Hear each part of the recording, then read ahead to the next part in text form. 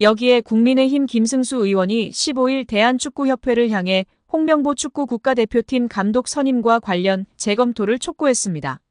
김 의원은 이날 국회 소통관에서 기자회견을 열고 절차적 하자와 불투명한 선임 과정, 그리고 홍 감독 개인의 심히 부적절한 과거 행적과 자질에 대해 우려한다며 이같이 밝혔습니다. 김 의원은 축구협회는 규정에도 없는 전력강화위원회 권한 위임을 통해 몇몇 사람들의 자의적인 결정으로 감독 선임을 단행했다며 축협은 개인 사조직이 아니라 국가를 대표하고 전 국민의 염원을 담아 연간 300억 원의 국민 세금이 투입 운영되는 공적단체다. 절차적 하자가 명백한 만큼 반드시 재검토가 필요하다고 말했습니다. 이어 축구협회에서 투명하고 공정한 절차를 통한 납득할 만한 해명과 조치가 이뤄지지 않을 경우 국민들의 알 권리 보장과 진상규명을 위해 올해 국정감사 시 관계자들을 증인으로 출석시켜 사실관계를 철저히 따져 물을 것이라고 강조했습니다. 또 축협의 능동적 조치가 신속히 이뤄지지 않으면 대한체육회, 문화체육관광부가 직접 나서서 축협이 대대적인 고강도 혁신 방안을 마련해야 할 것이라고 했습니다. 김 의원은 협회의 투명하고 공정한 절차를 통한 납득할 만한 해명과 조치가 이뤄지지 않을 경우 올해 국정감사 시 관계자들을 증인으로 출석시켜 사실관계를 철저히 따져 물을 것이라고 강조했습니다. 또 축구협회에 투입되는 300억 원 규모의 예산도 손질할 수 있다고 경고했다. 김 의원은 상당히 적절한 조치가 취해지지 않을 경우 페널티를 줄 수 있는 여러 방안을 찾아볼 생각이라고 말하며 축구 팬들의 공감과 지지를 받고 있습니다. 정몽규 취임 후 보조금은 11년간 3배 늘었습니다.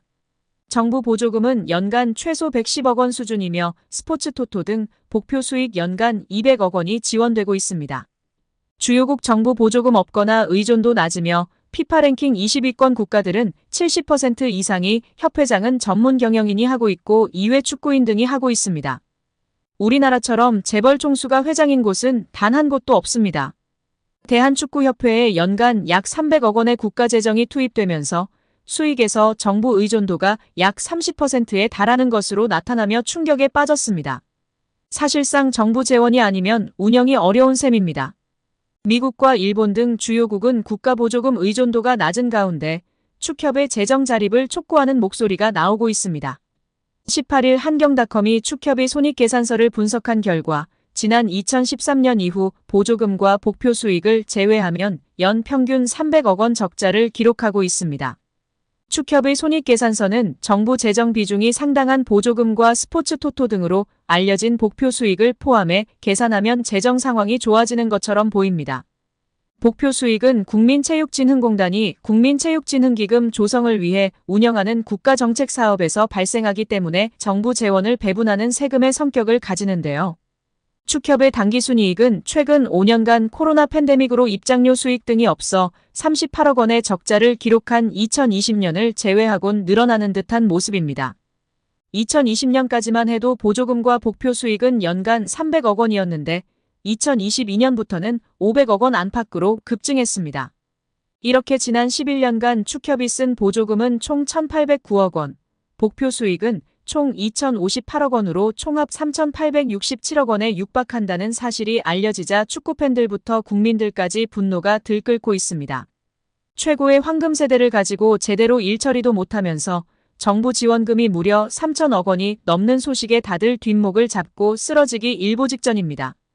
결국 홍명보 감독은 10년 만에 대표팀에 돌아옴과 동시에 외국인 지도자 버금가는 대우도 받습니다. 이임생 이사는 연봉 등 세부 계약 조건에 대해서는 밝힐 수 없지만 이제 한국 지도자들도 외국인 감독 못지않게 대우를 받아야 한다는 생각이라면서 외국인 지도자에 뒤지지 않는 계약을 체결했다고 전했습니다. 홍명보 감독은 지난해 울산과 프로스포츠 최고 연봉인 10억 원의 3년 재계약을 맺은 것으로 알려졌는데 대표팀을 맡으면서 더 많은 연봉을 수령할 것으로 보입니다.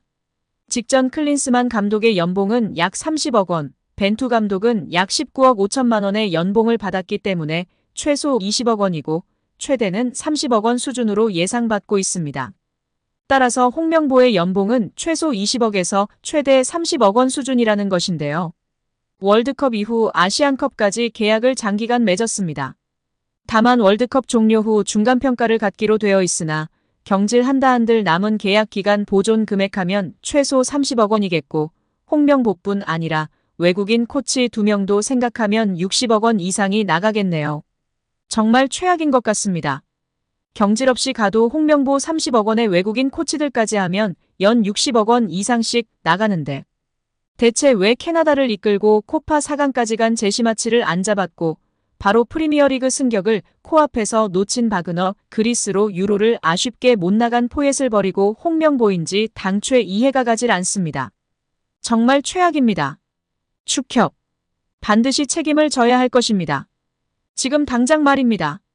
레전드들이 홍명보 감독 선임 이후 국대 선수들도 탐탁치 않아 할 것이라는 것을 직접적으로 표현할 수 없으니 애둘러 표현한 것이 집중 조명받고 있는데요.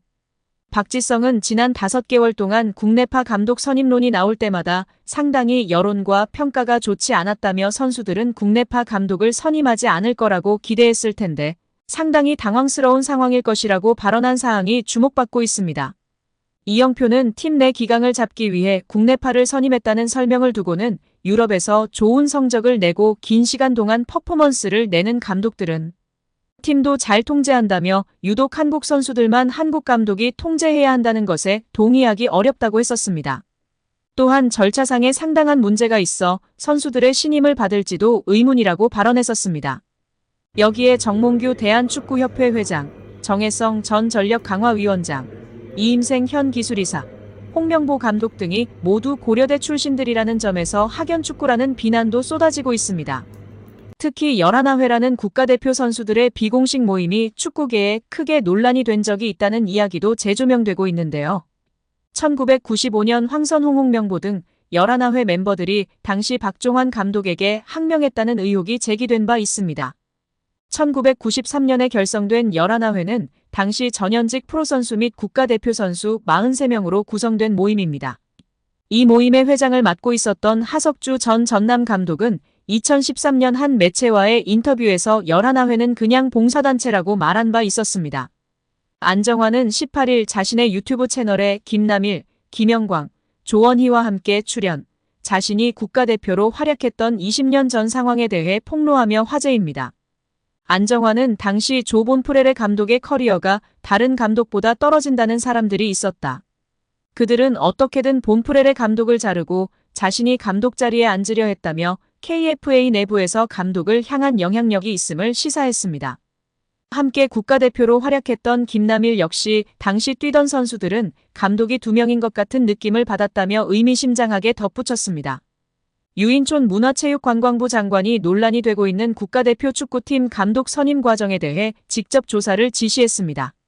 16일 문체부에 따르면 유 장관은 최근 자율성을 존중해 자체적으로 해결되길 기다렸으나 이슈가 더 확산되고 있고 사회적 관심사가 되니 조치가 필요해 보인다며 대한축구협회가 홍명보 울산 감독을 선임하게 된 과정에서 문제가 없는지 등에 대해 문체부가 들여다볼 것을 관련 부서에 지시했습니다. 문체부는 조만간 체육국과 감사실이 합동으로 관계자 의견 청취와 서류 조사 등의 조사 절차를 진행할 것으로 보입니다.